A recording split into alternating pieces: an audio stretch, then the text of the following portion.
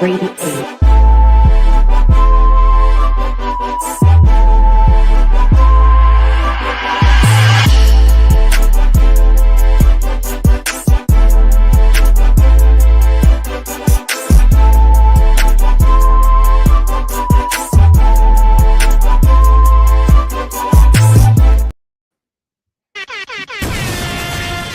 Grade 8.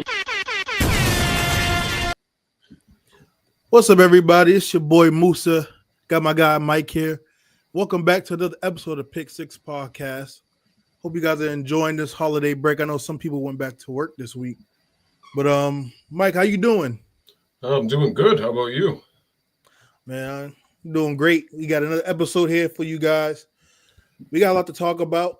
Quarterfinals for the college football playoff is starting tomorrow. We got some bowl games to recap. Some final predictions for this quarterfinals. We had our final dance for Colorado's big trio, if you would call it that, with Shedeur Sanders, Shiloh, Travis Hunter, Coach Prime.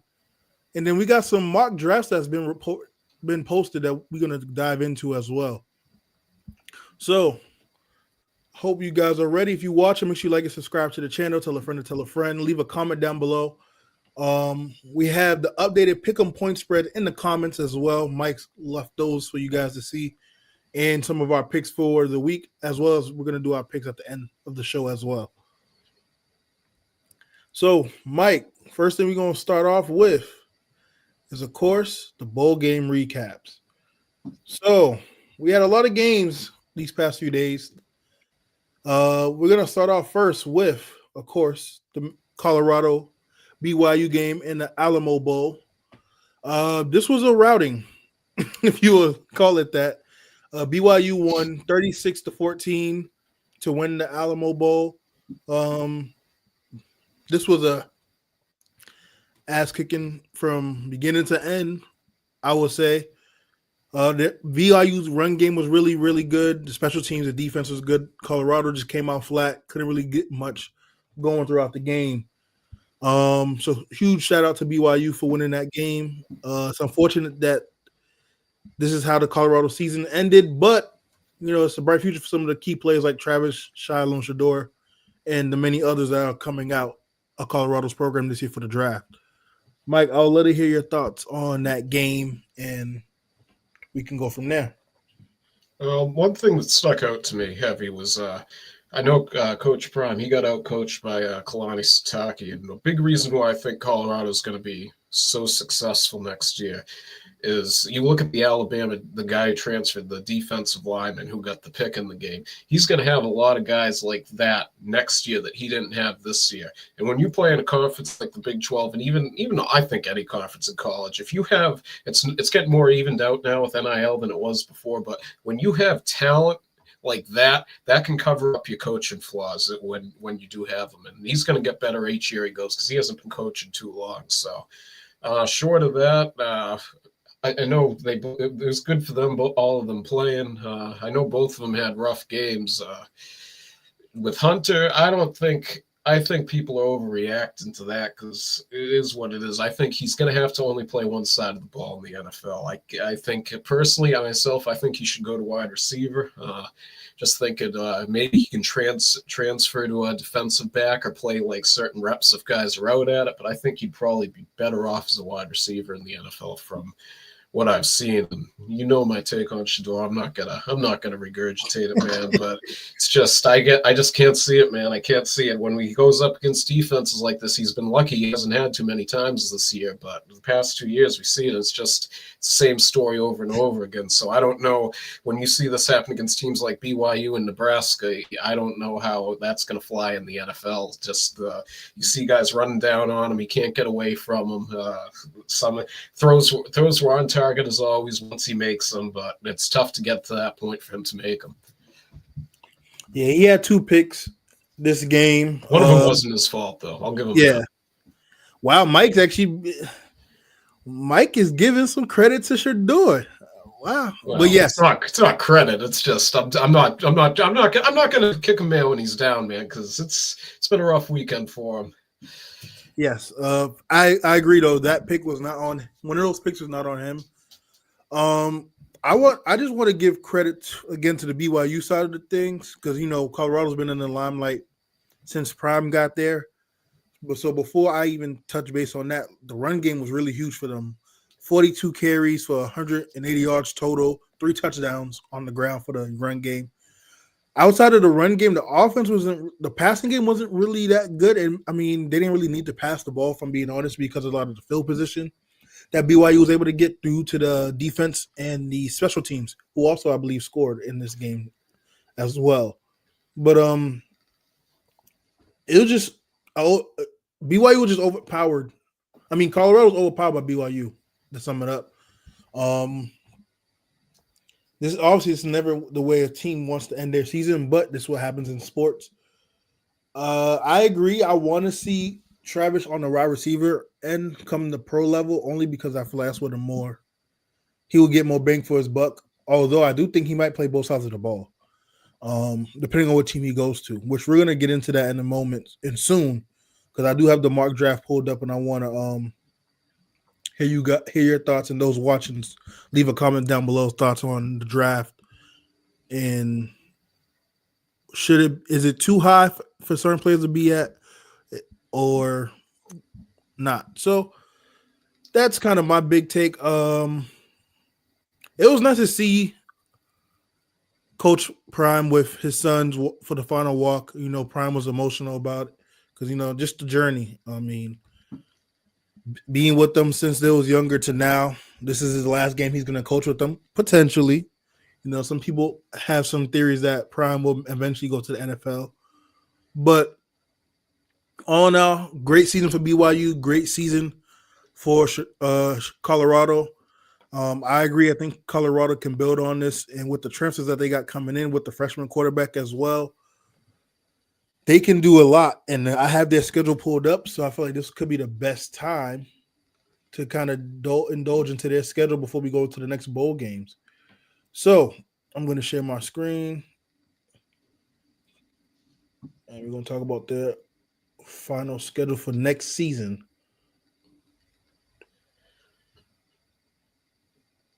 I was going to say, these would just be the teams they play, though. They haven't announced any dates, correct? That is correct.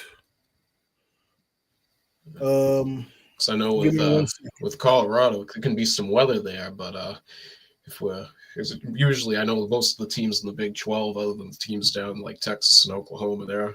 Well, actually, Central Florida too. I forget how the conferences have expanded. Most of them are used to playing in cold weather, but you got a team like UCF, like Oklahoma State did this year, or Texas Tech that comes up there. That could be some problems for them in December if it's 20 degrees in Boulder. Absolutely. So here's the schedule. Their first game is against Georgia Tech. So Haynes King. If he's there next year. If he's there. This is all assumption, alleged, because things can change. We still got the transfer portal opened up. So the first game for Colorado next season will be Georgia Tech. They then play Delaware. They have Wyoming, Arizona State. They get their rematch against BYU. They play Iowa State. They're at Houston, at Kansas State, at TCU, at Utah, and then at West Virginia. So it's a pretty interesting schedule. As far as the strength of schedule goes, that's to be determined because with all the transfers going on, not 100% sure whether or not some teams might be better than where they are currently. Arizona might be a lot better, even though they're losing their big weapon this year in the draft and T-Mac. Arizona State could be better. Iowa State could be better. Who knows? Kansas State could definitely be better. So we'll see. Speaking of Kansas State, the running back, Dylan, I believe Dylan is his first name, had a big game in the bowl game, helped them come back and win their bowl game. He was at Colorado last year as a freshman. I think him being a speedster and a running back is something they could have used a lot this season. And it showed that without him being there, it definitely was a big hit. But here's the Colorado schedule. Mike, I'd love to hear your thoughts on just schedule itself. I thought they would have had a little bit more bigger names on their schedule, at least out the conference.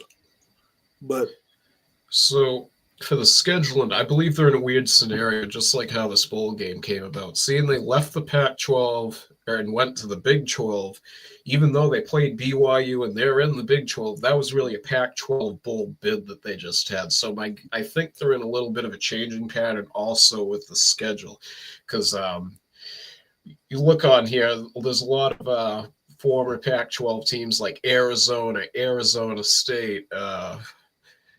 I believe Utah was also in the Pac-12 at one point. They might have been out in West. I don't remember offhand, but two games that stand out to me are Wyoming and Delaware. Delaware is one of the worst teams in the country year in and year out. So that should be guaranteed win.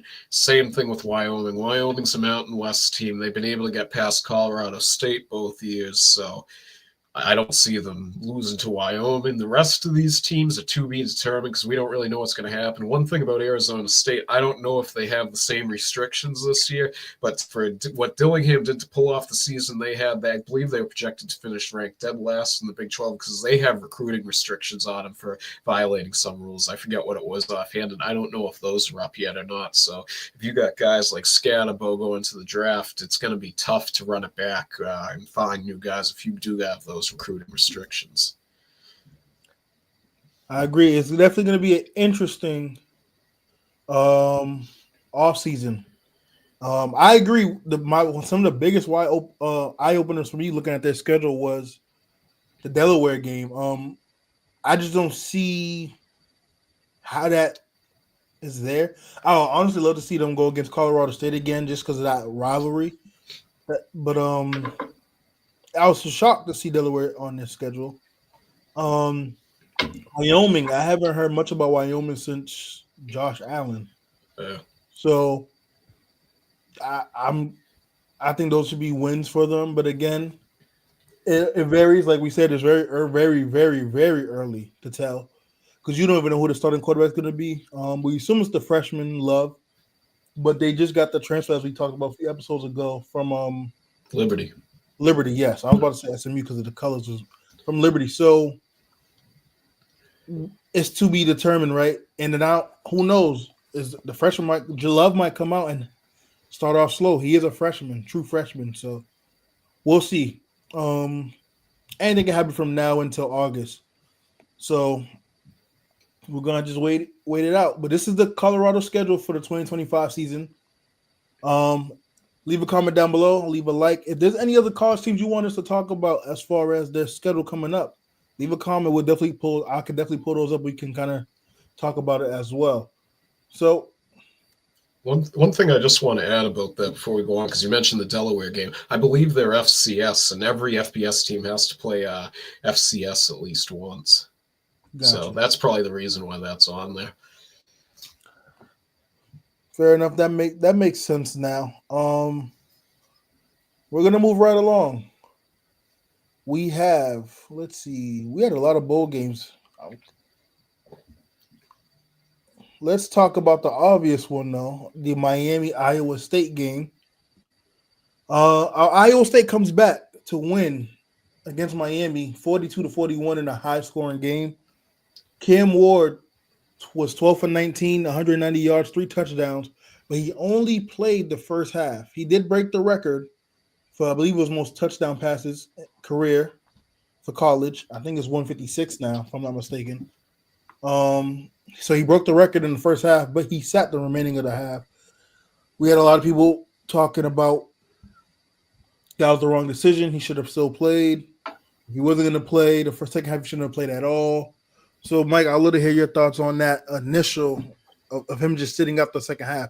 Keep in mind, they were winning when he sat out, and they ended up losing with him being benched for the second half, and they could have potentially won that game. So, well, I think first off, I didn't watch a lot of the game, but I think that second half they needed to see that kid on the bench if he's going to be their quarterback next year. And we've seen Cristobal blow games in the second half, let teams back and get off to slow starts all the time for 2 years now. So I don't know how much stock he put into this game either on top of it. But one thing about Cam Ward, I don't think he's like, I know he'll probably go in the top 5 seeing he's a quarterback. I don't think there's any quarterbacks worthy of top 5 pick in this draft. And personally, if he wasn't a quarterback, I don't think he is either, but I'm sure he will go in that top 5. I list him as a 50-50 guy. He is a 50% chance of working out, a 50% chance of not, but that should be some good company, because I put Jaden Daniels in that same category last year because of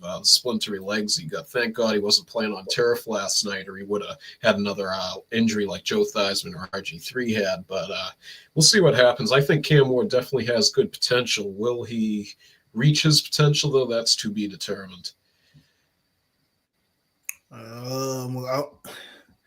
Good thing you was wrong about Jaden coming out the draft, but I don't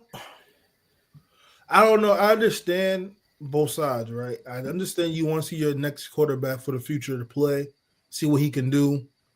But I also understand from the senior standpoint, at least my mentality is, if I start something, I want to finish it. And this is my last game, my last collegiate game. I want to go out with a dub. That's just me personally. I went to war with my brothers on that field and the coaching staff. I'm going to end the game with me playing. That's just how I would do it. But obviously, that's why I'm sitting here, and he's about to go sit in the green room and get drafted in April. So that's the difference between us two. But I just would have played, finished the game, especially with the game being close. Who knows? That could jumpstart some of the other kids, the younger classmen, to take the next step. Just being in that predicament, that position, seeing what's like to win something major like that can bolster the team moving forward. But as far as Cam Ward goes and his stock, I've been saying it all year. Him and Shedeur is the top 2 picks. Whether you think it's a strong quarterback draft or not, which I don't think it is outside those two, to be determined. But teams are going to need quarterbacks. They're going to take them, and him and Shedeur has been the best ones in this collegiate season. They're not the only ones, because it's been reported Carson Beck has declared for the NFL draft. A lot of scouts and teams are reporting that it's foolish for him to come out. Obviously, there's no name behind it. People gonna make these anonymous statements. It is what it is. I don't think it's foolish, but at the same time, he could have stayed another year, because I don't really see next year's quarterback draft being as potent either. So I think we got real lucky and greedy with these last 2 drafts, with how good the quarterback play has been for these last 2 quarterback drafts. So at worst, he comes out of this draft the 3rd, the 5th best quarterback. And with how teams are, you're going to need a quarterback. He might go higher than he should be going. So shout out to Carson Beck. Hopefully that elbow's good, because it was a nasty injury. And yeah, we'll see. One thing about Beck, too, I know he's a senior, but I don't know if he didn't want to go into the draft. I don't know if they give him another year eligibility, because I don't know what year senior he is, but look, they gave Diego Pavi another year. So if they gave him another year, I don't see why they wouldn't give him one. That's very true. Let's talk a little bit more about Iowa State. 'Cause we harped on a lot on the Miami side and Beck coming out the draft. But let's talk about Iowa State, the Cyclones, and them being able to come back and have a great season. They finished the season this year at 11-3, 18 in the AP polls. Rocco Beck, 22 for 36, 270, 3 touchdowns, no picks. You had Carson Hansen with 16 carries, 82 rush yards, 2 touchdowns. Also, Rocco also had a touchdown on the ground as well. Iowa State just fought and clawed and got back into this game, and they end the year off on a good note. Mike, I'd love to hear your thoughts on what they did good in this game before we move forward. Yeah, Iowa State, other than I believe it was Texas Tech and Kansas they lost to, they had a pretty good year. Kansas was better than their record reflected, because you look at all those losses they had, they were all one-score games. So Texas Tech, they played spoiler for a few weeks too, and then obviously the loss in the championship game to ASU. I think they had a good season. Definitely to beat Miami, that'll definitely attract some attention for recruiting to them and get them some momentum. But we'll see. I'm curious to see the landscape of the Big 12 next year, because it was definitely not, even though it's Power 4, it was very borderline this year, and it's proven in bowl season too. Like, while we're on Miami, the ACC is the same way. I know they're 0-10 against the spread in the bowls. I don't know what straight up their record is, but those two conferences. It's going to be very interesting to see how they shape up next year. I agree. It it's going to be interesting because we know outside of the ACC and SEC, other conferences is really the minority, I guess you can say. But in the Big Ten, yes. But I think that's the beauty of this new college football playoff. It allows other teams that we may not hear of or get a chance to see in the big dance and get a chance to go far in the playoff. I'm excited. I want to see some more teams out of the ACC, Big Ten, kind of come up and have their moments instead of seeing the consistent powerhouse teams. So we'll see on that. Next game we have is, we could talk about it. This is our city. We have the Bad Boy Mowers Pinstripe Bowl. Nebraska beats Boston College 20-15.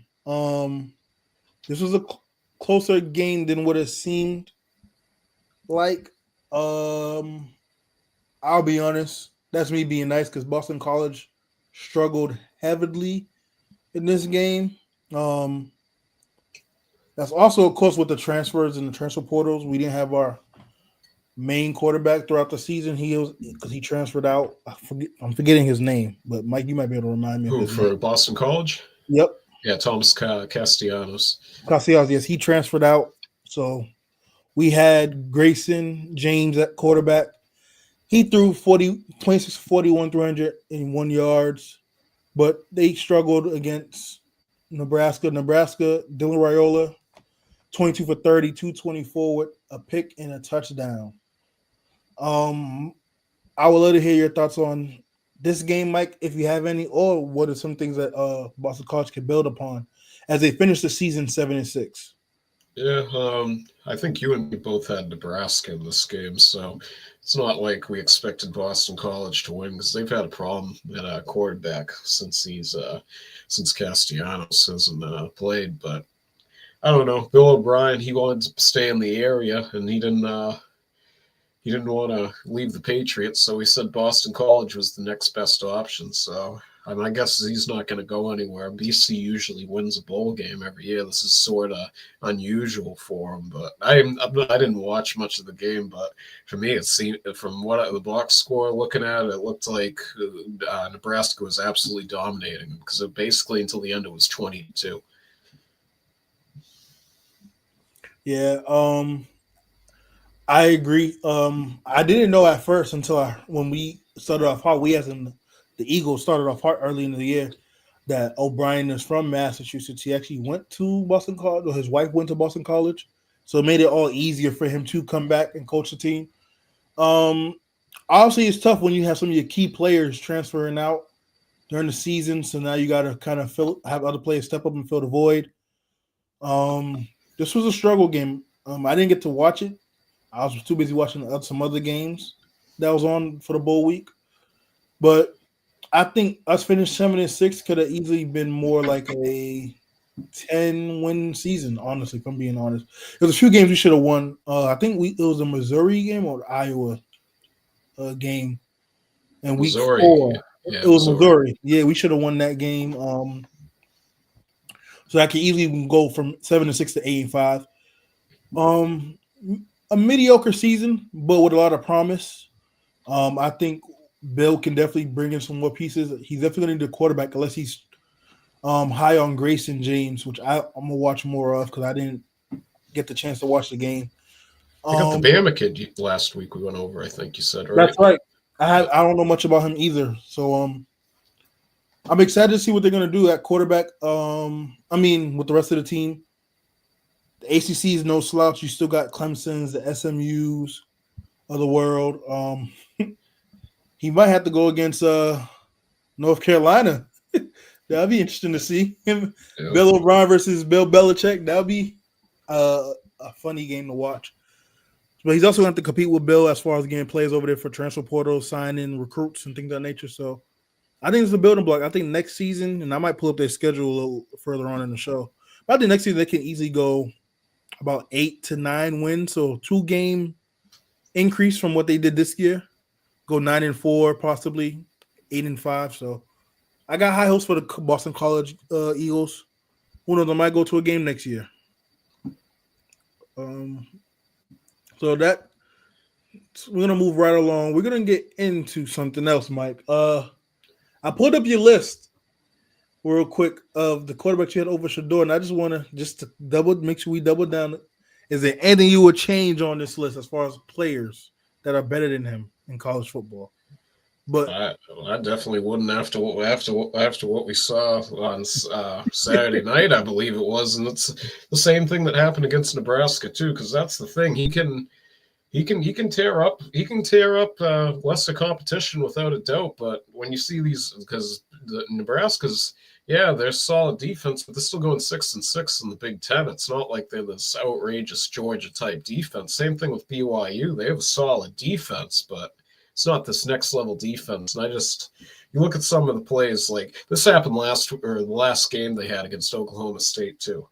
Mm-hmm. You have a 1st and goal at the 5. There's no flags on this, keep in mind. He takes 3 straight sacks. One of them, the offensive lineman let him pass. But the other 2, and this happened on Saturday too, he just runs backwards. It happened on the 3rd and 3. I believe it was at the 7. Where you're running back and the kicker ended up missing the field goal to 30 yards. You can't take those sacks. I understand you're trying to make a play, but you got to get rid of the ball. No, that's valid points also. I have the Boston College schedule up here, and it looks a lot more tougher on paper because, again, there's a lot of things that can happen with the transfer portal, but the schedule is not going to be easy for Boston College. So here's the schedule right here for those watching. Fordham, first game. Then you're at Michigan State. You're gonna play Notre Dame. They got smoked by Notre Dame. Notre Dame. Yes, I agree. Then you got Cal. You're gonna most likely lose to Clemson. You got Georgia Tech. You got to play SMU. Yeah, that's not going to go good. You're at Louisville. You're at Pitt. You're at Stanford. You're at Syracuse. And then you end with UMass, which should be a win. Yeah, you'll beat UMass. This off paper, I see 3 losses already on paper. So you might finish out 7-6 again. Probably get 8 wins.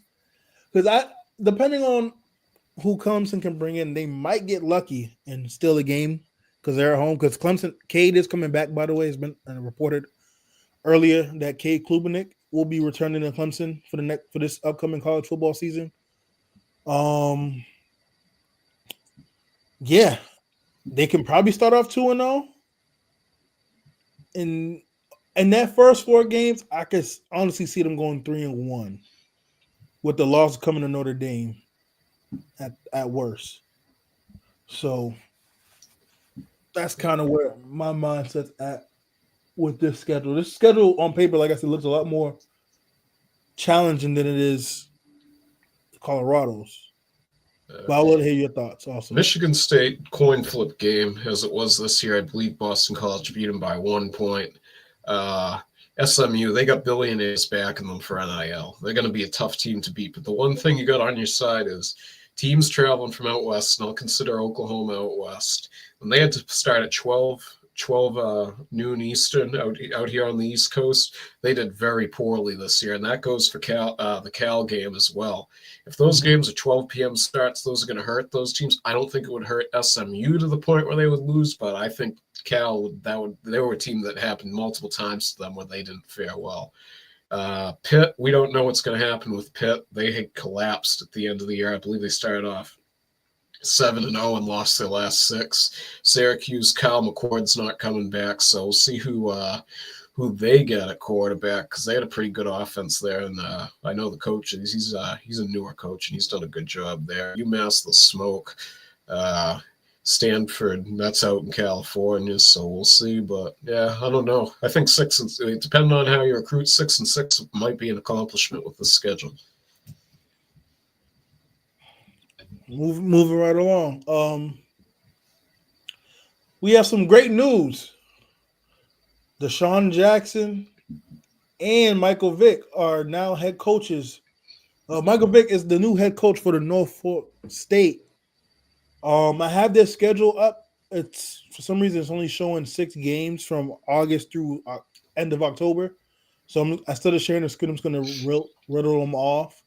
But first and foremost, we want to give a huge congratulations to Michael Vick and DeSean Jackson. We're going to go through Michael Vick's schedule first, and then we're going to go right into DeSean Jackson, who's the head coach now at Delaware State. So this is big. Mike, I'd love to hear your thoughts on DeSean Jackson becoming a head coach as well as Michael Vick, and what does that mean for these programs that they're going to? So they're going to basically have to do it like Prime did. You're going to be the head coach, but you need to bring in guys to run your offense and your defense. But we see this trend now of former NFL players getting brought in to attract kids there to recruit, and they'll get more NIL money from the boosters, I'm sure, too, to help them recruit. But one thing that I've noticed, too, I believe Norfolk State is an HSBC and same thing with Jackson State. We look at all the players that went to Jackson State: Shedeur, Travis, Ashton Genty, Sanders coached there before he went to Colorado. One thing I do want to see these guys, if you're starting off on an FCS program like that, and it's not just for the HSBCUs, any college that's an FCS program, I'd like to see these guys stay and build it up, because you can move up from FCS to FBS. I know Jacksonville State did it. And there was a few other ones too, so it can be done. So, with Michael Vick going there, I'd like to see some of these guys stick around instead of going to other schools once they get the notoriety of the college up, to build them up to level up the program to the next level. Yeah, I mean, great example. Jackson State just won the SWAC this year, and they won their bowl game as well. So, huge shout out to Jackson State. They're doing a great job there. I'm forgetting his name for the head coach, but I'm going to pull it up so I can give him his huge shout out and his flowers in just a moment. Start off with Norfolk State schedule. They play Townsend Tigers, then they're at Rutgers, and then they play Sacred Heart. They have Robin Morris. They're at Hampton, and then they play South Carolina State. These are just the 6 games that's on their schedule currently. South Carolina State and Rutgers are going to be tough. Yes, I agree. But out of these 6 games, because again, these are the only games that's on their schedule currently. I feel like I believe their remaining schedule will get revealed shortly, soon. But all in all, I think Michael Vick is going to bring a lot to this culture in this community for Norfolk State. I think it's going to do huge things for them, and I think this first year will be like a transition year. I think he's going to get a couple of good pieces there. Not like you said, with him being a name and a brand there, bringing his brand to that college. He's able to get some more NIL money and get more players to come in and play for his team. So, great addition for Norfolk State. I'm happy that he's there. I'm excited to see the big things he's going to do, and I hope the noise is as loud as for him and DeSean as it was for Prime when he went to Jackson State. Next we have Delaware State, where DeSean Jackson's currently at. They only have 4 games revealed at the moment. They play their rivals at Delaware. Then they have Albany University. They have Monmouth. They're at Monmouth. I'm sorry. And they play SEC State as well. Yeah, I don't know much about Delaware State. I ain't gonna lie. I know Norfolk State they got a pretty good basketball program. I believe they were in March Madness last year, but I don't know much about Delaware State. I don't know if it was Delaware State or Delaware. One of them might have made the FCS playoffs this year, but I don't know that offhand. Mm, I don't either. So I'm gonna be tuning in now that we have some of these former players that we grew up to watch, coaching these schools, especially these HBCUs. I'm definitely gonna tune in and get more eyes on that product on FCS schools that you mentioned. And one of these days, we should see more of these SEC schools get into the fold at the national stage. And also, before I read the first comment, shout out to TC Taylor, Jackson State football head coach. I knew I couldn't get his name. Had to look up. I want to give you your flowers on a great season that you had with your team, and wish you guys more success come up to the next season. First comment we got Peso. My fault, couldn't make it today, fellas. Everyone tuning in, hit that subscribe button. 200 subs, let's get it. You heard the man, Peso. It's all good, Peso, man. We're gonna hold down the fort as we always do. Yes, we're getting closer to 200 subs, man. Please like, subscribe, leave a comment. I think we're 12 away before we hit 200. So I don't know what you guys waiting for. You see what's underneath. You see what's underneath. Subscribe, man. It's free to show love. It's free to subscribe. And we're gonna keep giving you guys great content weekly. So moving right along, we're gonna get into the mock draft. CBS Sports posted a mock draft currently after the week 17 games of what the draft order is currently constructed. My Patriots got the number 1 seed currently. Number 1 pick. Seed pick. Hey, we did something right, hopefully. One more week to go. But so I'm gonna share my screen and pull up some of the potential picks that they see in this mock draft. And Mike, but hold your eyes. The number 1 pick they believe the Patriots will select is, of course, none other than Travis Hunter. That's right. I know you talked yesterday about them trading the pick. Personally, he's a great talent, but how much are you going to give up for a guy who's a non-quarterback? Because usually we see quarterbacks taken in these draft trade packages. I think other than him, are any of these guys worth trading up for? Even like, let's say the Patriots win this weekend. Are any of these guys worth trading up for? I don't think so personally, but I could definitely see the Patriots drafting him like that. And if you want to talk about him playing 2 sides of the ball, this is probably one of the few places that would let him do it, because we know good old Mr. Kraft. He can get 1 player to play 2 positions for 1 price, so he's going to be all over that. And also, there was a video that came out where Travis was talking about if he was to go to New England, he would definitely not wear number 12. He will pay respects to Tom Brady, of course. He said too much legendary things have happened in New England for him to wear number 12. He already had his number made up. I believe he said 4 or 40 in the video what number he would choose if he was to get drafted to the Patriots. But he also mentioned if he did go to Tampa, he's wearing number 12. So that's something I wanted to put out there. Like, you do make a good point that you mentioned it. Is there really anyone that you feel comfortable trading up for? But that's why these teams would be so desperate for quarterbacks. They probably would do it. You've seen it done for Mitchell Trubisky, right? So, yeah, that's the first name that. And no shade to Mitch, but that was just the first name and scenario that came up to my mind was when they did that trade and they could have just stayed where they were and got Patrick Mahomes. Poor Chicago fans, but thank God, Chicago fans, because your organization knows how to mess up a quarterback. So who knows? Mahomes probably never been where he is now had he went to Chicago. But with that being said, that's a good point, Mike. Maybe we don't trade down. We just keep the number 1 pick and get the best player on the board, which is Travis.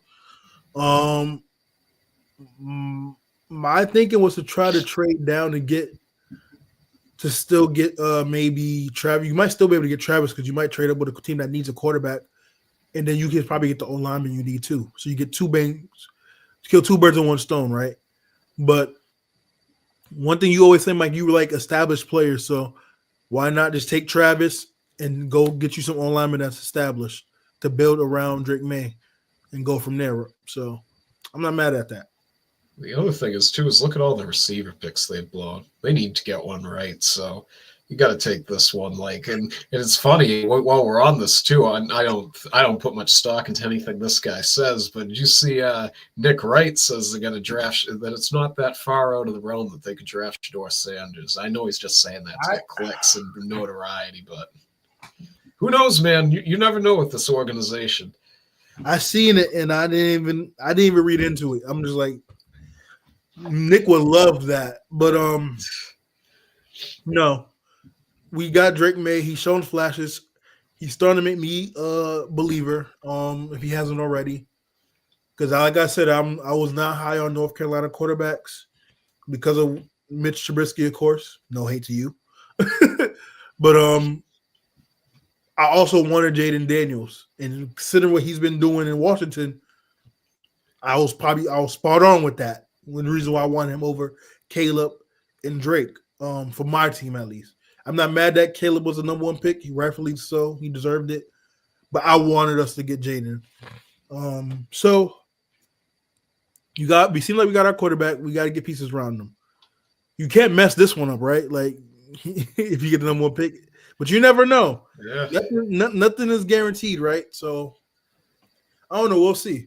I want to hear your thought on the second pick because I'm actually surprised that Tennessee would take T-Mac at 2, and that means you got potentially, because he's going to play both sides of the ball, most likely, but 2 wide receivers in the top 2 picks, that's probably unheard of. I don't think that ever happened in an NFL draft.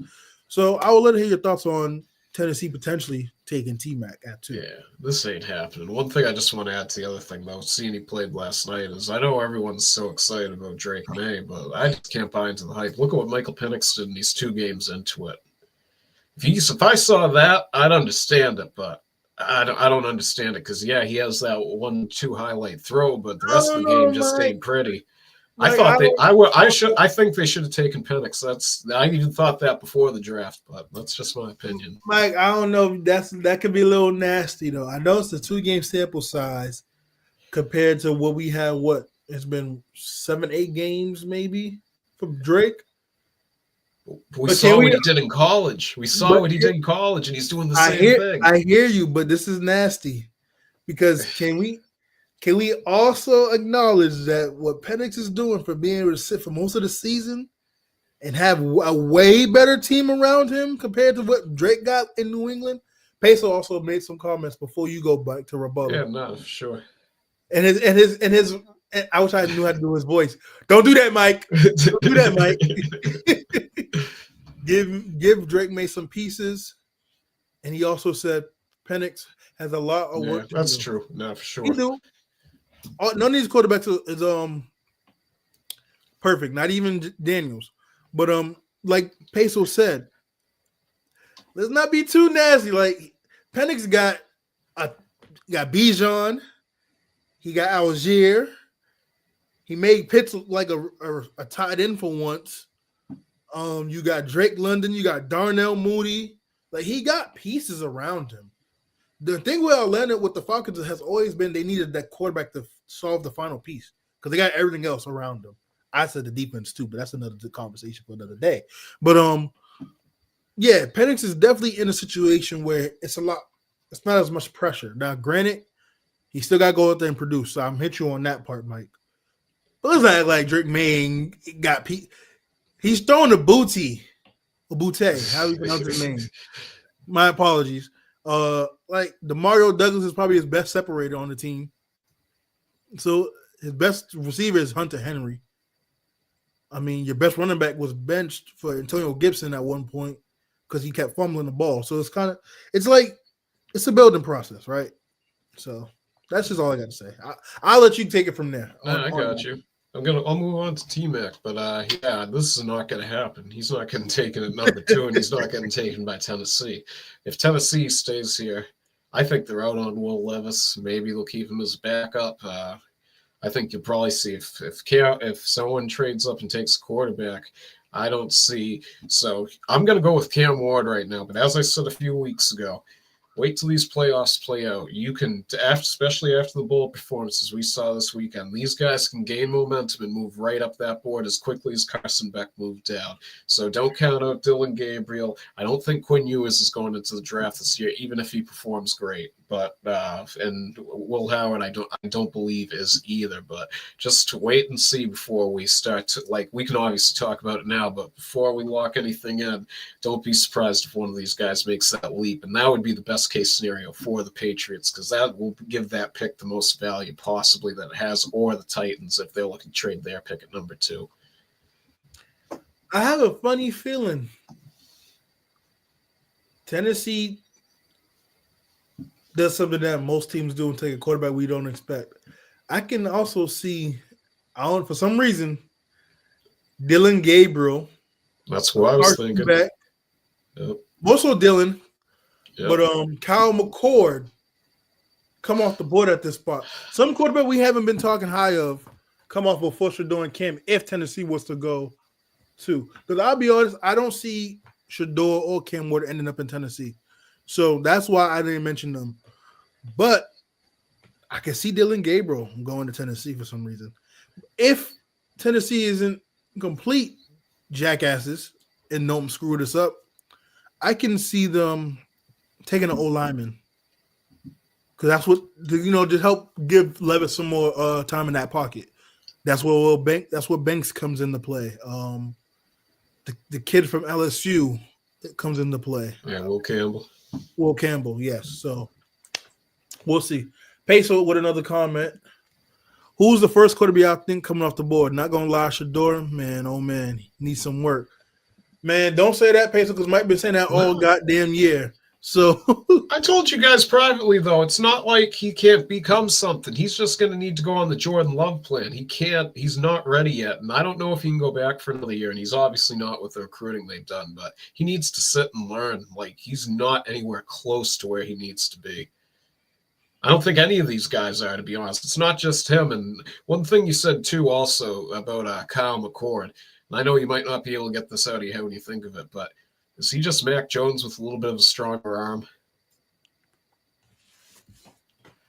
Look, I know you're probably not going to be able to unsee that again, but... Oh, my God. Kyle McCord, a stronger arm Mike Jones. That is hilarious. Yeah, I'm just saying. It looks similar. That's not a bad comp, but it's better if you're Kyle McCord, I guess. But, yeah, I can't unsee that. The reason what makes it more funny, though, right? Because we know Mac throws picks. We're going to get to a little video game thing. Me and Pace was playing college football, and he had Kyle McCord, and Kyle McCord could not throw a simple – granted, Pace was controlling him. He could not throw a pass on the money at all. So that's why it made me laugh. And just to put it out there, Peso and I split 2 games. So he did win the first game. I went and got San Jose State. So before Peso get in the comments like, don't do that, Musa. We split the 2 games. But I also want to say we're gonna go off script real quick. I gotta clap it up. The Mike, for those who don't know, Mike was dead last in our football fantasy league. It's only been 4 of us 2, Peso and Ty. It took a historic. No, let me not use that word because we got some of our people, our fam on the panel from the basketball show. Thinks I love that word. It took a phenomenal week, a hell of a week, but Mike beat me to get to the championship. And now he went from last place to first place. It's like he's going to end up winning the championship tonight if the Lions. I say the Lions to you guys because everyone in his lineup is Detroit. Amon-Ra, Laporta, the kicker, the defense. Like if they handle their business, Mike will go from last place to the first place and win our first inaugural PICK6 football fantasy football league. So congrats to Mike if he wins. But he got to beat Peso first. So let me just pull those up first. Peso's laughing at the comparison. McCorder's chips, not gonna lie. Oh shit, Musa, here you go. Nah. Don't worry, I gave you your flowers. I said you beat me first, so let's not do that. Whoa, Musa, hold on. Hold that, my boy. It ain't over yet. Yeah, Peso. You are in the league still. We ain't gonna talk about basketball fantasy because that's for Saturday. Yeah. And then I'm not gonna repeat that in my normal voice. If you want to understand what the read between the lines for this comment, tune in to our Grade A show basketball segments and show when I had my famous FWD moment. So that's that. Peso also mentioned, I know I was just to point out his play against BYU. Oh, he's referring to Shedeur. Yeah, Shedeur did not play well against BYU. We touched base on that a little bit earlier in the show. They didn't play well at all, if I'm going to be quite honest. Like we said earlier in the show, BYU's run game, special teams, and defense was the deciding factor. They were just prepared more than Colorado, it seems like, and they was able to win in all different facets of the game. So let's move along with the mock draft, Mike. The next name, third. Before you go to this, look at this, what he wrote in there, though. This is interesting. So why not Shedeur Sanders? In this scenario, the presumption is that Sam Darnold will sign with the Tennessee Titans. Do we see that happening? I don't. Yeah, I don't. Now that you real quick mention, because we have another comment. I said this weeks ago when I think the Vikings were probably 6-0, 6-1, something like that. I said, if Sam Darnold wins, and it's funny because it actually happened. I said, if he wins, I think it was 13, 12 games, 14 games. That part happened. The other part I mentioned, which is like getting to a conference championship, has yet to happen. I said, if he has a successful season, which he's having, how do they go back to JJ McCarthy? You don't. The season he's having with that team, a rookie lost his job before he even got a chance to start. Like I just don't see how you could go back to him, and then you can give Sam a friendly deal potentially, and you still got your future quarterback on a rookie contract. So it's like the way Sam's been playing, I just don't know how you let him walk and go somewhere else, and then trust that your rookie quarterback can replicate similar success than what Sam has done. Now, albeit to play devil's advocate, y'all, it could be a one and done type of season, but that's yet to be seen, right? So I'll let you go ahead, Mike, before I read this comment. Yeah, I know. I saw your boy Emmanuel Acho putting out some tape today about Sam Darnold. I understand what he's saying, but I think O'Connell thinks he can do this with any quarterback. And some of the other times I've watched him, you can see that Darnold's this can go sideways very quickly. So I personally don't think they will sign him. But do I think they should? Yes, because we saw what happened with Nick Mullins last year. He put up 400 yards a game passing sometimes, but there might be 4 picks with it too. So you need a guy like Sam Darnold that can do that. I understand McCarthy's on the rookie contract. What you could do also too is try to showcase him in the preseason and then trade him. That's what you might see with the Patriots this weekend with Joe Milton. I've heard they might start him because Elliott Wolf coming from Green Bay, they did that with Matt Flynn, where they traded him to Seattle after the fact. You could see them try to showcase Joe Milton and try to trade him. So I can see Minnesota doing something like that. For sure. To reel it back into the college football, Arrington White, shout out to you, man. Appreciate the comment. Tell a friend to tell a friend, so let other people know about the show. It's hard to play well with no time in the pocket. And this is him referring to the BYU Colorado game. That is true. I'm a big, firm believer in that. And I always use the example of when the Chiefs played the Bucs in the Super Bowl and Mahomes had no time in that pocket. It don't matter how good you are. If you don't have time in the pocket, you're not going to be successful. But having said that, with this BYU game and watching the game, that wasn't the only reason why they lost. Him not having time in the pocket, yes, is one of the big fact reasons. But also, BYU's run game was really, really good against them and their special teams. The fake kickoff. They was just pulling out all the hat tricks, right? So I feel like this was more BYU than Colorado, which I said earlier in the show. BYU just was ready to play. And for whatever reason, Colorado couldn't keep up. And with the defense playing the way they were playing, it allowed BYU to have better field position, and they was able to put points up. But BYU dominated from beginning to end. And Mike, you could add any comments to that if you like as well. Ayrton White also said, I agree, it was an utter domination. So here's the thing. I've brought the stat up before. They're second in the country in using screen passes. As you saw in that game, because you can count it out. I had the game on. I didn't watch it live. I recorded it, so I got through it quicker. So I was counting it out in my head, and I were around it like on certain plays.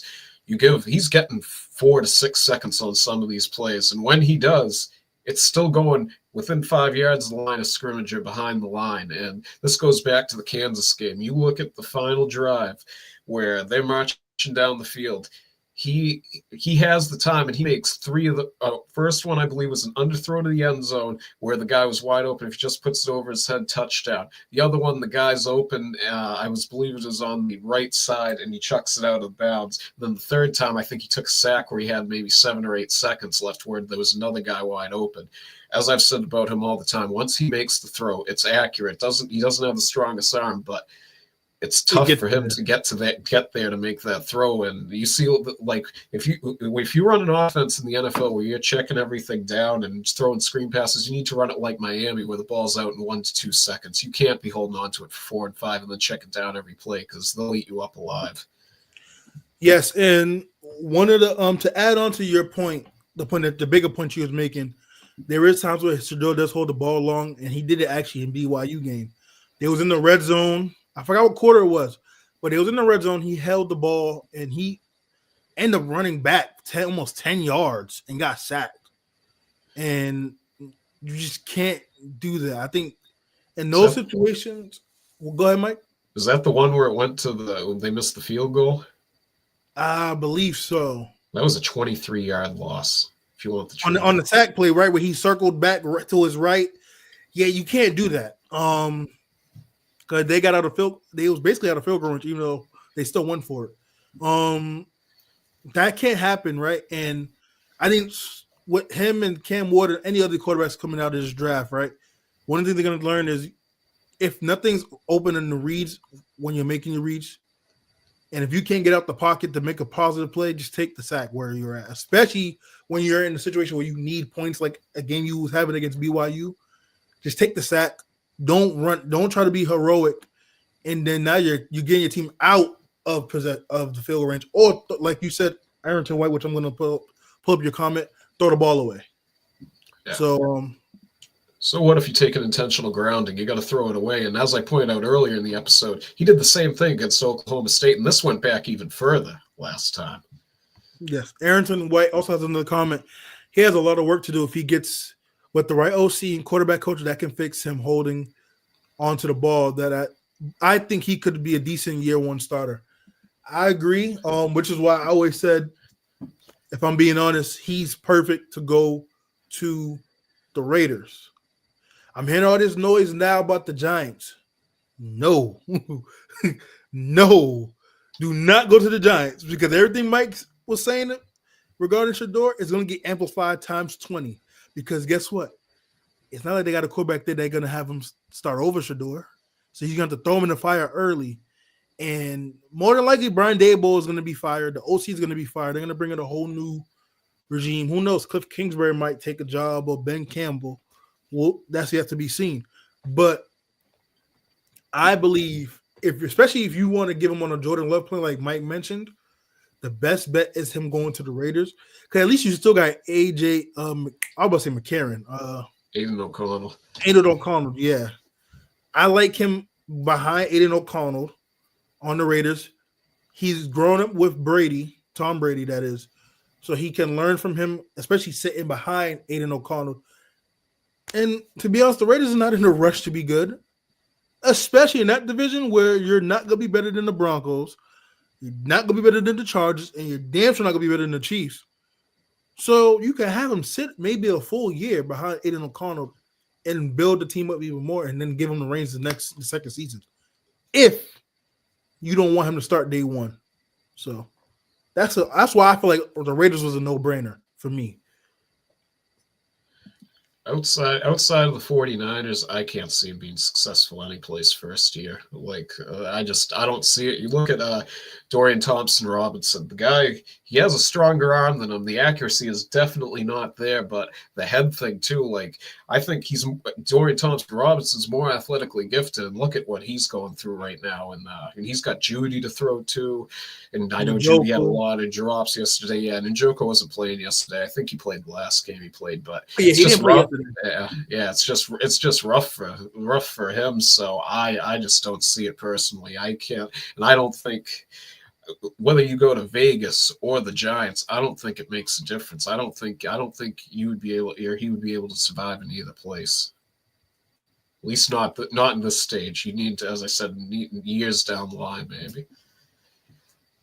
Yes. Let's move on. The third pick in the mock draft, they have Cleveland taking Cam Ward. So that means Cam Ward would be potentially the first quarterback off the board in the mock draft that CBS Sports has provided. He's with Kevin Stefanski. He got pieces. This could work. I think he should sit, kind of like how they did with Penix. Now, I'm not saying he got to sit most of the season, but I think him and Cleveland could work. Because I was thinking about that. Why not Cleveland think about getting a quarterback? I know you got the contract with DeSean, which I believe it was reported that they were able to reconstruct that contract. So I think they're in the process of it. Yeah. So me personally, I love Cam Ward and Cleveland. He's definitely gonna have his moments because you're in the AFC North. So you're gonna deal with Russ, probably Justin Fields, Lamar, and Joe Burrow. Yeah, good luck with that. But that's just the quarterback matchup. We didn't even talk about the defenses. So I don't know, but I think Kevin Stefanski could definitely work with a quarterback like Cam Ward who has his talents. So I wouldn't mind this fit. Yeah, I don't know. Cleveland's in a rough situation, man. If they restructure DeSean, what are they going to do with him? Are they going to trade him? Are they going to keep him? That's one hell of an expensive backup if you do draft a quarterback, to have him sitting behind him, and how will he respond to being the backup? They're in a rough situation as a franchise in general. And one question that I have with Cam Ward is, we saw him play at Washington State. Yeah, he played in a few cold weather games, but Miami, they don't have cold weather. So is he a quarterback that's made to play in a place like Cleveland or East Rutherford, New Jersey for the Giants? I don't know, but he has some great skills. Very quick with the ball in his hands. How he can do the RPOs. Has a strong arm. Makes pretty good reads. Not the best, but we'll see. I think as I said, I think you'll see one of these guys in the playoffs jump off the board to be number one, but I think he will be. If they don't jump up, he'll be number one off the board, and if one of them does, he'll be number two. Okay. The next name, with no surprise to us, of course, the Giants end up with Shedeur Sanders. We kind of already touched based on this, so we won't spend much time on this, but Sanders to Neighbors got a nice ring to it. Sanders to Tracy has a nice ring to it, especially considering he can throw those screen passes you also love, Mike. He broke off a nice one yesterday against the Colts. For sure. Yeah. Sure did. And they were together a few weeks ago, Shedeur and Malik. So it could be the writing on the wall. Who knows? They might draft Shiloh too. Yeah. Or I would love for them bring in Webster or Jimmy Horn to play on the side of Neighbors. They'd have to do that in the future. I don't think either one of them are going into the draft, are they? I believe so. I know this is their senior years. Oh, maybe. I don't know. I definitely know this is Jimmy's senior year for sure. And Webster. So we'll see. I don't know if they have any more years of eligibility. Next name. So yeah, supposedly the Giants aren't interested in him from what people have been rumoring. I don't know how true that is, but there's been multiple people who have said that. The next name we have Mason Graham from Michigan, the D lineman, going to the Jaguars. I ain't gonna lie, I don't know much about this guy at all, but would Jacksonville do something like this? Absolutely. I believe back the year Thibodeau went number 2, I believe it was, to the Giants. They drafted a guy he's put up good stats. I don't remember his name offhand, but he was an edge rusher also as well. So Trayvon Walker? I think so. I don't remember offhand, but yeah. I could the edge definitely rusher, right? Yeah, I could definitely see Trayvon Walker. Yeah, I could definitely see the Jaguars doing something like that, but if T-Mac is left on the board, I could see him going there. You pair T-Mac with Brian Thomas Jr., but then you still got Trevor Lawrence. So we'll see. Yeah, jury's out on him. 6th pick, you have Carolina taking Penn State's Abdul Carter. And with this pick, I think it would be nice to help with that defense. But they need – we're 6 picks in, and I still haven't seen the O-linemen taken. And I think, especially with Carolina, you should get you an O-lineman at this pick. The defense do need help, though. Carolina needs a lot of help in a lot of different spots. But I personally think they should go get the D lineman. I mean, the offensive tackle here, especially if they're available and T-Mac's not on the board. Yeah, Miami, they just got Chop Robinson last year, which I thought was a terrible pick, I'm not going to lie, from Penn State. And he's been actually probably one of the best defensive rookies out of the draft, so that surprised me. So Carolina's a franchise and a team that needs all the help they can get. So I don't think it's time to replace Bryce Young because I'm not buying in on him. I know he's looking better, but I don't think it's time to replace him yet. Regardless, you still got to give him a chance. And I believe in you, Bryce. Me and Ty believes in you, Bryce. Keep handling business. Dave Canales turned around Baker Mayfield, so who knows? The 7th pick, finally, my boy. And I don't want him going to the Jets because that means I'm at to see him twice a year because my Pats didn't take him. Obviously, because they had the number 1 pick. But Keldon Banks Jr. out of Texas will be going to the Jets. And Lord knows if anyone needs an offensive line, it's the Jets.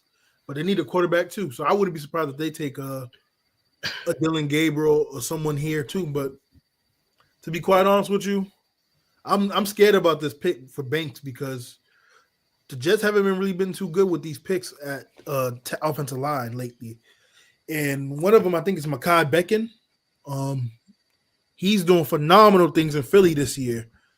And so a lot of people wrote him off when he was with the Jets because of how putrid they were.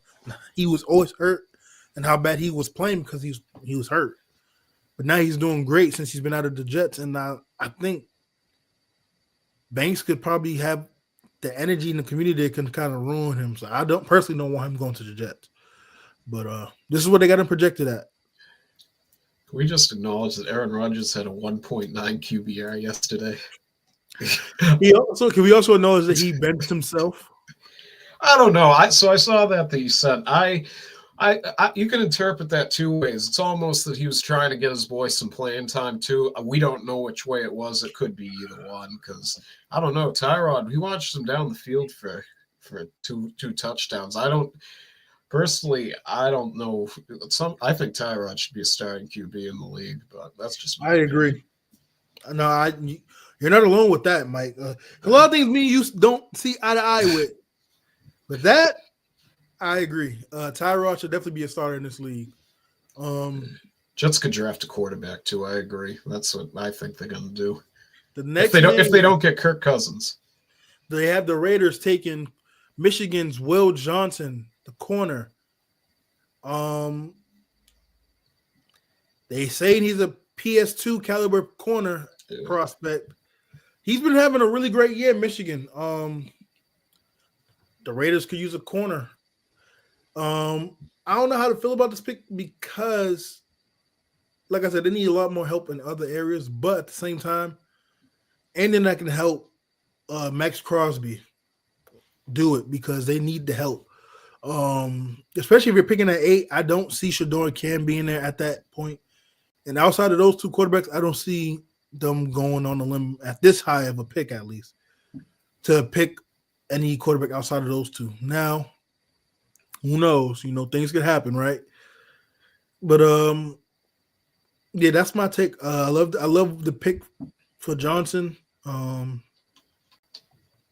like to hear your thoughts, Mike. Yeah, this is a possible landing spot for Sam Darnold if he does leave the Vikings, but I don't know if you want to give up on Aiden O'Connell so quick. He wasn't all that great last year. This year, I think he's progressed very well when he's been on the field, but this guy's one hell of a quarterback, to be honest with you. If you get him to go on the other side of Nate Hobbs, I believe it is, you're going to have a nice duo over there in Vegas. And if Pierce does keep his job, he can run a good defense. I think they got derailed with the whole Adams situation earlier this year, and that sort of messed up their season. So I think they'll be better next year regardless, and I think this would be a great pick for them. Next up, the Bears take Will Campbell. He was protected to go top 5, top 3. Now they have him at 9. Chicago, and now I'll be honest. If this was to happen, Chicago fans, you got to steal. There's no way in hell Will Campbell should fall outside the top 3, top 5. If I'm being honest, the fact that you can sit at 9 and get him when you desperately need an O-line. This is a perfect pick. The problem, not the problem, but the ironic part about this is you could have had an O-lineman last year if you didn't take Roma Duzier, but you chose not to. So this is kind of like your own doing. But all in all, if I'm being unbiased, I love this pick for the Bears. Belichick and Lombardi preach this all the time. They don't know what Ryan Poles was thinking constructing this team with all these receivers, no offensive line when you play in Chicago in cold weather. And they've proven to be right. Caleb, he needs to stop throwing the ball so hard. You don't need to throw every ball 100 miles per hour. Have some finesse on it. You'll get right back to where you were in college. That's a huge thing with them. They need. The defense was good. When they need God. Yeah, but I think the defense will be okay when you get the right guy in there. I think Thomas Brown. It's unfortunate because he would have been a head coach in this league much quicker if he didn't get named this interim. I think his demeanor on the sidelines is probably some of the best I've ever seen out of a coach. To be honest with you, even though his clock management isn't the best. But yeah, I think they definitely need an offensive line without a doubt. Do you think Thomas Brown keeps his DC job at Chicago because of this? Well, he was the quarterback's passing game coordinator, I thought. Oh yes, I'm sorry. I believe he should be able to keep his job, and they just find a head coach. But head coaches like to bring their own staff in, so that can kind of hinder him. I think it all depends if Ryan Poles is still there. If he needs to fire guys to keep his job, he's gone. If Ryan Poles gets the axe, yeah, you could see him go back, but it's not often that you see guys who are the interim coach take a reduced role after the fact. That's I forget the guy out in Vegas who's in Green Bay now. I can't remember. I think it's Rich Pisaccio. I don't remember his name offhand, but that you didn't see him go back to Vegas after that. So I think he'll go someplace else probably. Next name, we have a Georgia. We got a Georgia boy off the board. Michael Williams, edge rusher, going to the Saints. They need a lot more help on the offensive end, if I'm being honest. But this is not a bad pick because, like they have in the comments, Chase Young will be a free agent. Cam Jordan's not getting any younger. Tyrann Mathieu ain't getting any younger. So it's need to start bolstering up with some young, fresh guys on that defense. I think this would be a great pickup, especially since they haven't really been able to recover on the edge since they lost Hendrickson from going to Cincinnati. So this is a good pickup, I believe. Yeah, I think Darren Rizzi should keep his job, to be honest with you. I know Miami was, when he was a special teams coach there, they were thinking about making him the coach when I believe they hired Flores, if I remember correctly. And before MVS got injured, Taysom Hill, Derek Carr, they were winning games. Obviously, they got blown out against the Packers, but I think offensive side of the ball with Clint Kubiak, I think they'll be okay once these guys get back. So, yeah. Go bolster the defensive edge. I think this is a good pick for sure. The next name we have is Nick Skirton, edge rusher for San Fran. Now, me personally, I think this is just adding on to what you already have great at that position. I feel like this is where a Sean Genty should get drafted. But that's just my take on that. Or you can go get T-Mac if he's available, maybe Nick Nash, because you need some receivers considering all the injuries. But I like a Sean Genty going here, personally. Yeah, I think Ayuk will be back, and they're locked into that contract as we've talked about before. I think you might see Debo be leaving San Francisco sooner than later, and with them drafting Pearsall, they're going to try to prop Ayuk to the number one, and then Pearsall next with Jennings. That would be my guess. So I think they're good on the offensive side of the ball because you saw what they could do with Isaac Garendo at running back. I think that if they're making this pick, they might be thinking about these contracts are gonna come due and it's gonna hurt them on the cap. They might be thinking about getting rid of Nick Bosa or possibly putting someone on the other side of him if this is the pick they're gonna make. But another thing is Brock Purdy's coming up soon. So are we sure that they don't trade up for a quarterback like they did with Trey Lance? Possibly, I believe it was in 2021. And don't forget, I believe Fred Warner's contract is coming up soon too. Yeah, definitely go for a linebacker. So, moving along, we have the Colts taking Malachi Starks out of Georgia, and we have a Sean Genty going to the Dallas Cowboys. Oh no, because I love a Sean Genty, but I don't want to root for him if he's on the Cowboys. Well, I'll let you hear your thoughts on these next two picks. I think personally it's a perfect pick and fit for Sean to go to Dallas. And Malachi Starks would be a great addition to that defense. They need it. So yeah. Colts need all the help they can get. So they have a million positions to fill, as you saw yesterday, having the Giants almost drop 50 on them. So any pick that they make, I'm not going to sit here and criticize. Cowboys, I think they played pretty well without Prescott this year. Second half of the year, they've looked good once everyone's been healthy. So if you add Genty, Rico Dowdle's been okay, but I don't know. We'll see what happens. I think you need a defensive lineman personally, though, first off, because you've been getting gashed in the run game. So as I've said this before, the drop-off from Genty to Scatterbo is not enough for me to draft Genty where I couldn't get Scatterbo next round and fill another position. So if I'm them and you have one of those defensive linemen that came up, that were higher up on the board, I think you might want to go after one of those guys instead of a running back and take a running back second round. Good point. Moving right along, the next two names we got, well, I can actually fit three. We have Jalon Walker from Georgia going to Arizona, Kenneth Grant from Michigan going to the Dolphins, and James Pierce Jr. from Tennessee going to the Bengals. And Lord knows they need help on that defense.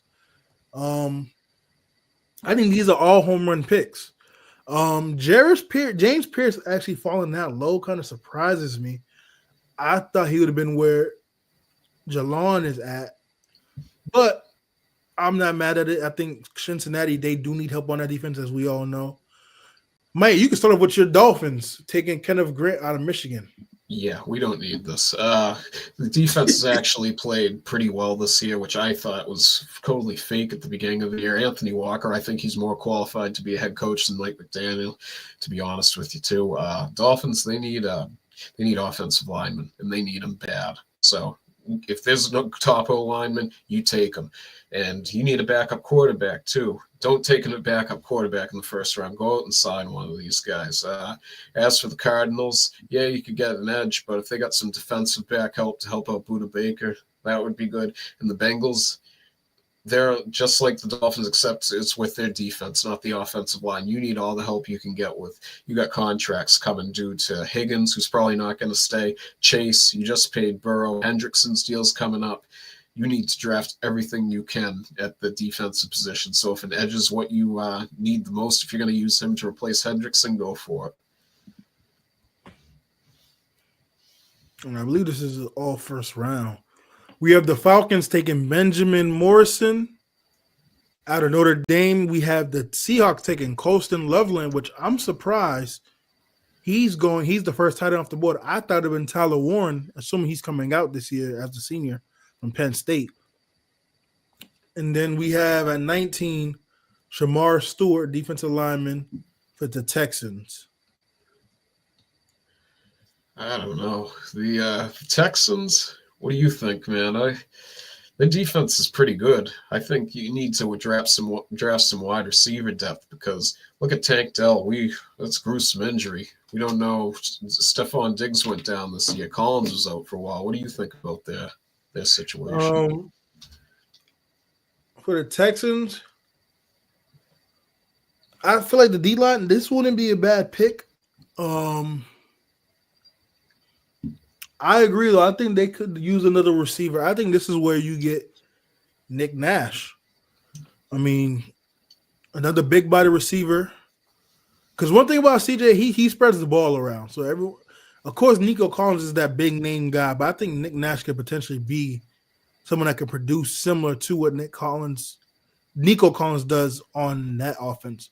I'm not saying he's going to be Nico, but I'm saying he can do something similar to what Nico does for that offensive scheme fit. And I think he fits right along with that. I think you could even have Stephon play a lot more slot, potentially, especially if you draft Nick, because Tank Dell's not coming back until like middle of the season, maybe, if that. So you could have Stephon in the slot a little bit, put Nick in the slot. You can do a lot of different things, right? So I love this pick here. And then later down in the line, who knows? You might get Neal from Kansas, the running back, to go behind Mixon. So they need offensive line help too. They do. Yeah. I'm just gonna go through this real quickly. I think this is just the first round. We have Nick Amon Worry from South Carolina going to the Broncos. Just adding to that already great defense. You got Luther Burden III from Missouri. That's a great pickup for the Bucks. Nick Nash, but I love this pickup too. There we go. Oh my God. I'm gonna stop right here because you're telling me Justin Herbert is going to get Tyler Warren? Yeah, but he would want Loveland more, Michigan. Herbert already knows him. If they're only going to take Warren if Loveland gets taken. But that's why I was surprised about the pick, because I thought Seattle would take Warren, because I didn't think Warren would be the second tight end come off the board. Again, for those watching, this is a mock draft. But I think they flip. I think Warren goes earlier and goes to Seattle if that was the case. And then the tight end from Michigan goes to the Chargers. But if it's constructed like this, he won't mind this at all. Like, you get the best tight end in the draft potentially. With already how some of your wide receivers, when Ladd McConkey's what he's been playing, now you add Tyler Warren. You can use him like Taysom Hill too. Listen, that I like this pick. This could be a steal of the draft potentially for the Chargers. Josh Simmons out of Ohio State's a good pickup for the Rams. Walter Nolan from Ole Miss is a good pickup. Emeka Igbuka. I said that wrong again. Forgive me. I'm gonna be mispronouncing your name until I get it right. Ohio State receiver going to the Steelers. Not a bad pick. One thing I want to say about him is I've heard people say that they think he's better than Marvin Harrison coming out of Ohio State. I don't know. I don't personally have that opinion, but I've just heard some people mention that, so I'm curious to see if that comes true. He kind of reminds me of JSN a little bit. Yeah, I can see that. And I would love to see him paired with Pickens. Cameron Williams, the O-lineman from Texas, goes to the Commanders. You have the Ravens taking Tyler Booker, the lineman from Alabama. You have Errante Erisi from Minnesota. I don't know. He's going to the tackle goes to Philly.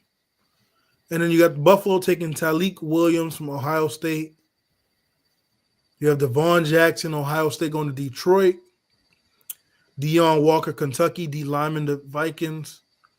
Derek Harmon, D. Lyman, Oregon, going to the Kansas City Chiefs. I'm surprised Cody Simmons wasn't on the board to go first round on this mock draft. I think the Lions could definitely use him at linebacker.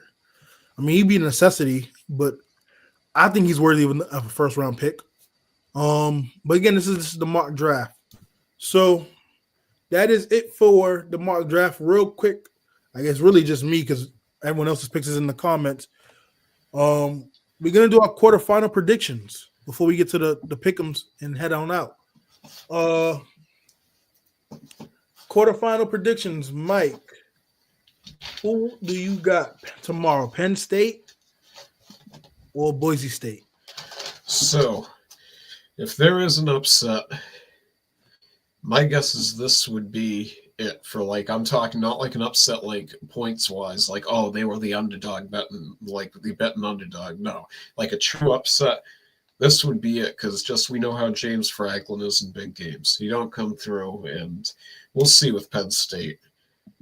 I'm picking Penn State straight up for our thing. And another contest I ticked the -11.5 just because, yeah, I understand that they've had issues in big games, but they should be able to beat Boise by 2 scores.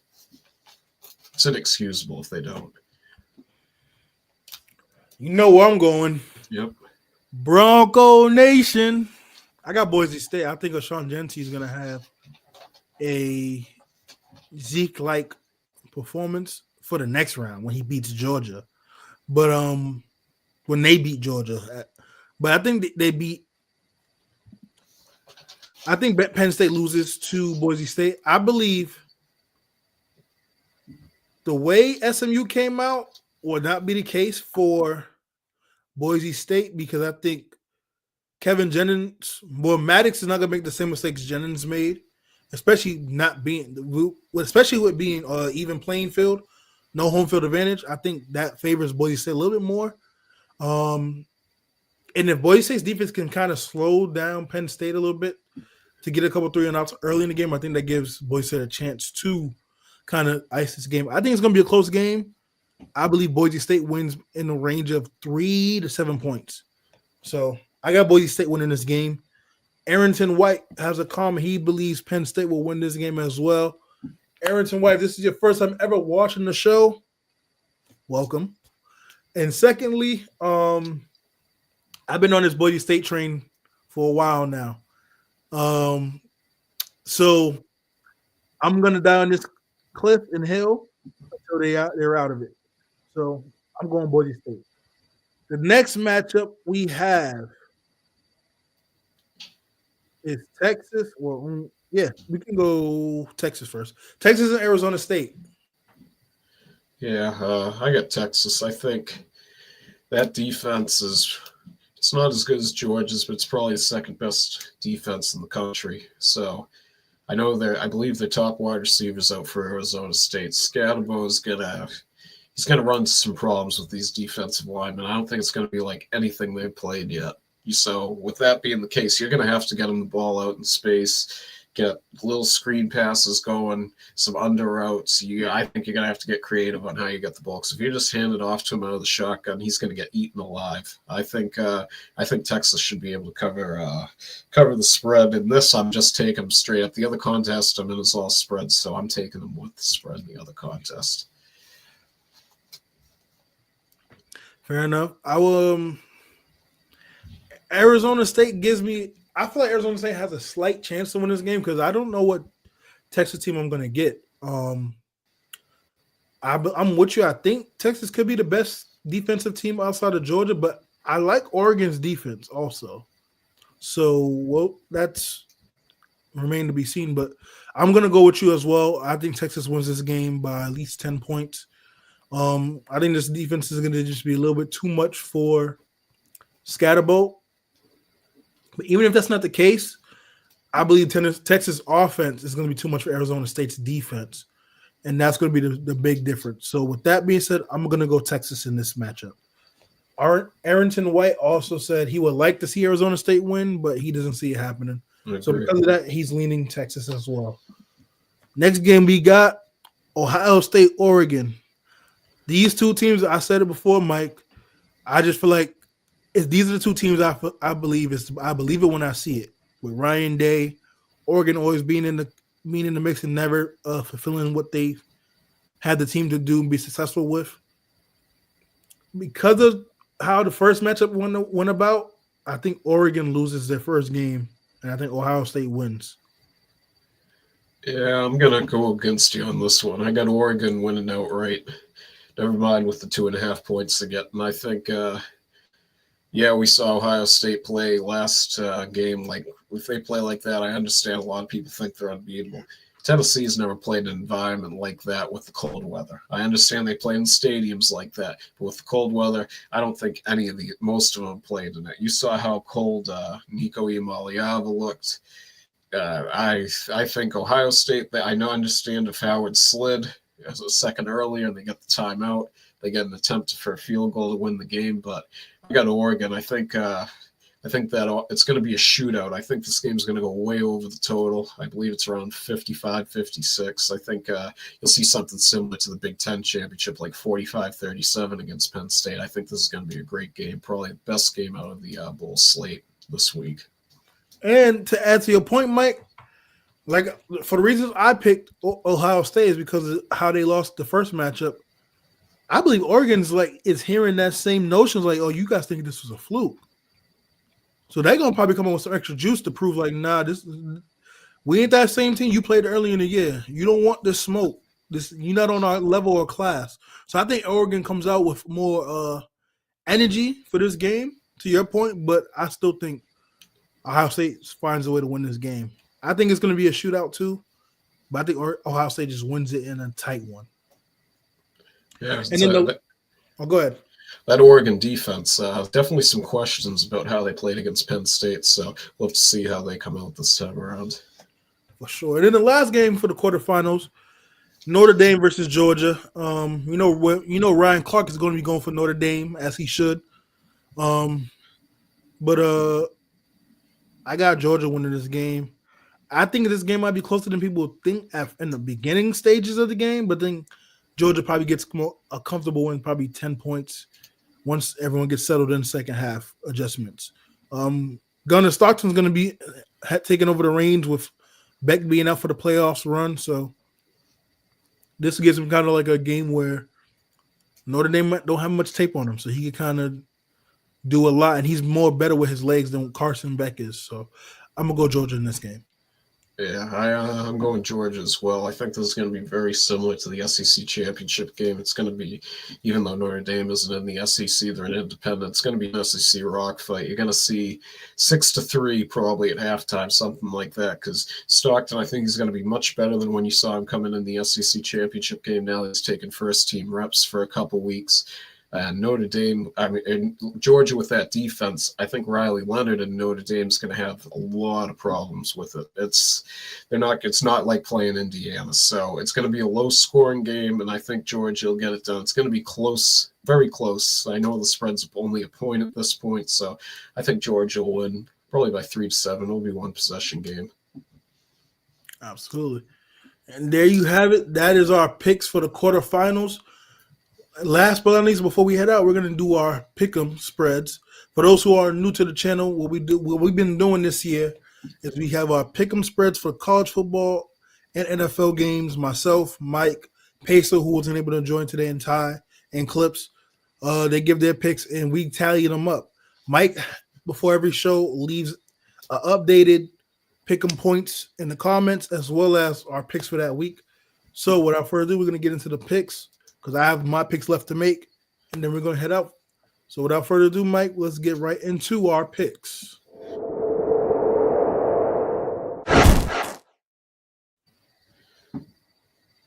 What we got first? Hold up, pulling it up right here. I got it on the phone. Almost there.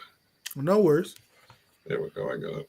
Okay, so the first one we're picking is the Reliant Quest Bowl. It's in Tampa at Raymond James Stadium. It's Alabama against Michigan. Alabama's minus 13.5. Myself, Pace, and Clips all have Alabama straight up.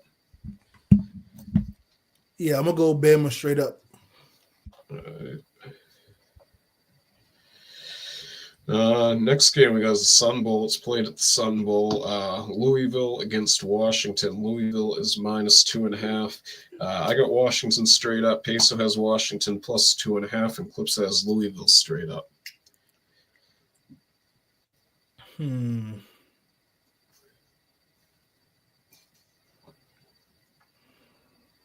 gonna go Louisville straight up. All right.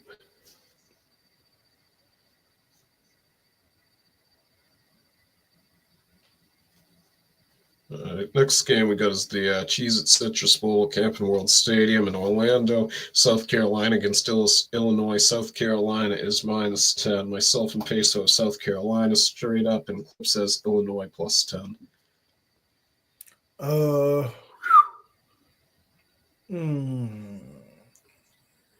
South Carolina straight up. All right.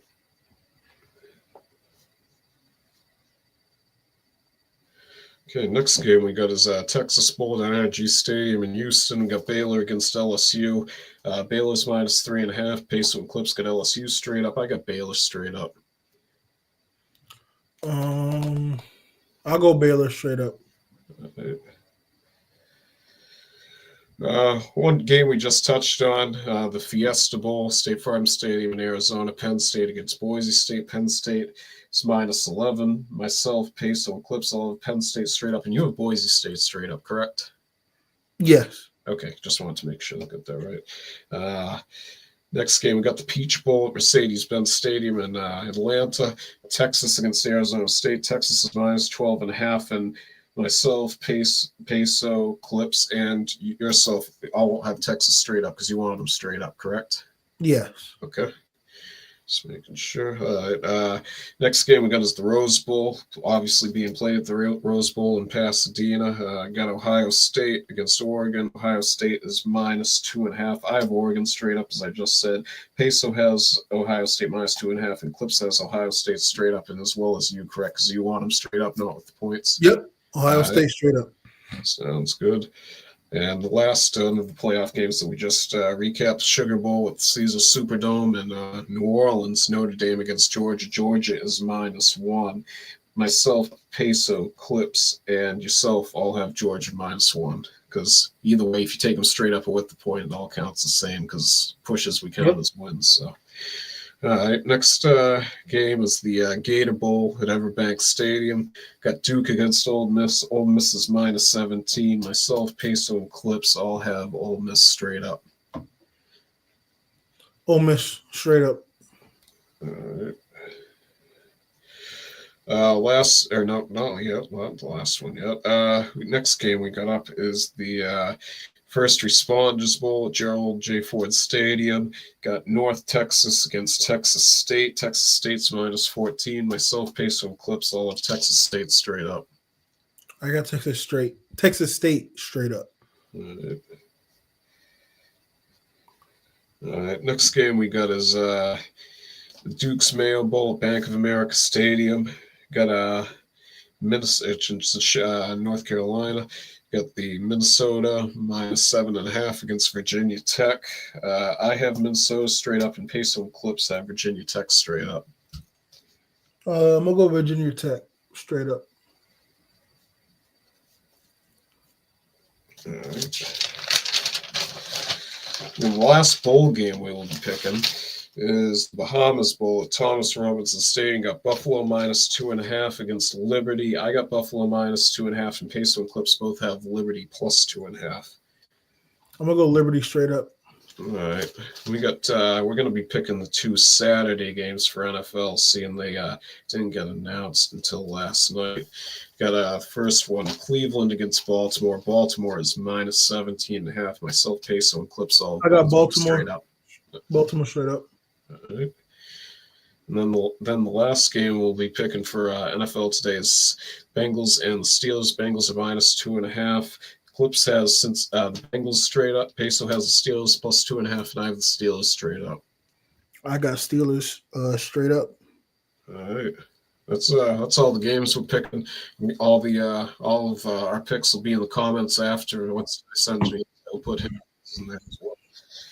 Yes, sir. And that's going to conclude today's episode of the PICK6 show. Everyone else watching, thank you again. We appreciate you. Leave a comment down below. Subscribe to the channel. We're trying to get to 200 subs. We're almost there. You see that below, right below us? You see where our socials are for Instagram and X, Twitter. I'm one of the old heads that still call it Twitter. But definitely subscribe to the channel. It means a lot to us. It's free to show love. Again, tell a friend to tell a friend. We'll be back on Sunday with a PICK6 episode for NFL. And then we're going to come back with college football next Wednesday. So again, everyone have a great rest of your night. We'll see you guys soon. Peace.